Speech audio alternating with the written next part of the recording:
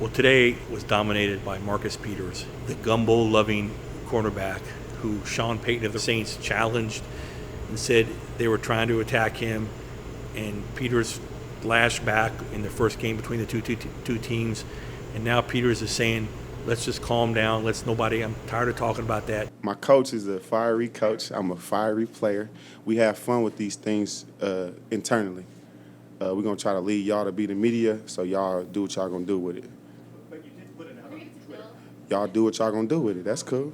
I mean, yeah. Like I say, man, I got the utmost respect for the Saints and their head coach and the organization, you know.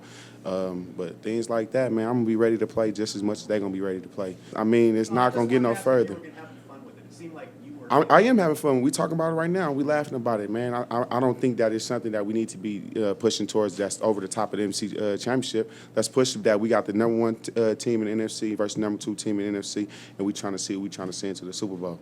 While he's on the podium talking about it and trying not to talk about it, his own coach, Sean McVay, is in the back saying, let's get some soup. So it's all about the Gumbo Bowl, and the Gumbo Bowl was certified today by Marcus Peters. But I like his bravado, and I like the fact that he's lashing out against the media and against anyone who would try to distract the team, and you can sense a quiet confidence in him.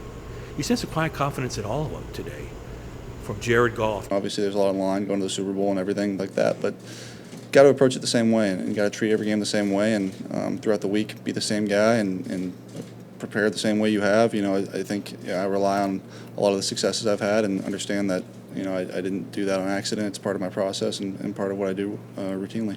Brandon Cooks. It happens to be just another game. I don't look at it or make it bigger than what it is. I think when you do that, you start to lose focus. So I learned my lesson the first time I went back there, and then last a couple weeks ago as well. So just take it, one snap at a time, and just go out there and have fun. To Andrew Whitworth. A lot of my athletic career has been played in that building. I mean, in high school, I had the opportunity to play in 4 state championships there and winning 3 of them. And to win a national championship there in college was amazing, and just an electric atmosphere. To, LSU is so close. It was, basically a home game for us in that national championship. But those are fond memories of that stadium. I say it all the time. Superdome's probably, to me, the place that I'll always have the best emotional tie, just because of my athletic career there. So, I'm excited for this opportunity because.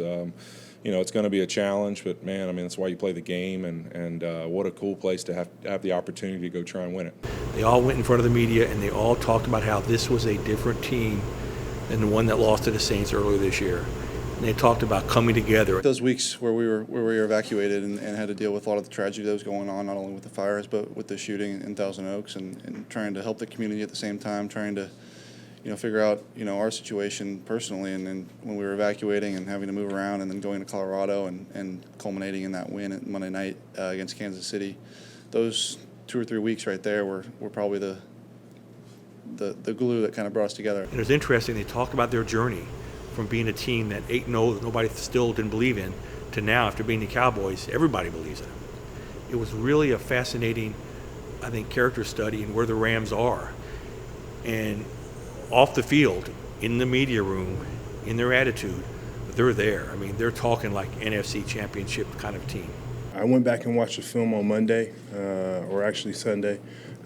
Watched it actually with my family that was still in town. And so I did some good things, did some bad things. I think there's things that I could obviously do better, each and every player. I believe I'm my hardest critic, so Sean may have seen it as one of my best games, but I've got a lot more in the tank.